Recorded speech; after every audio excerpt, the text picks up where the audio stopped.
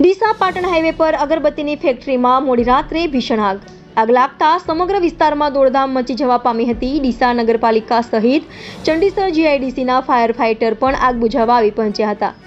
જો કે 2 કલાક બાદ પણ આગ કાબૂમાં આવી ન હતી। ડીસા શહેરના ભોપાનગરની બાજુમાં આવેલી ભરતભાઈ ખત્રીની અગરબત્તીની ફેક્ટરીમાં શુક્રવારે મોડી રાત્રે અચાનક ભીષણ આગ લાગી હતી। અગરબત્તીની ફેક્ટરી હોવાથી અંદર રો મટીરિયલ તેમજ અન્ય જ્વલનશીલ પદાર્થો હોવાથી આગે વિકરાળ સ્વરૂપ ધારણ કર્યું હતું। આગ લાગી ત્યારે ફેક્ટરીમાં કેટલાક લોકો કામ કરતા હતા, એની કોઈ પણ પ્રકારની જાણકારી મળી નથી। જ્યારે આગ ઉપર કાબુ મેળવવા માટે પૂરો પ્રયત્ન કરવામાં આવી રહ્યો છે। ઘટના સ્થળે પોલીસ ટીમ 108 ટીમ પણ પહોંચી હતી। Reporter Nagin Sundesa, India 24 news, Deesa.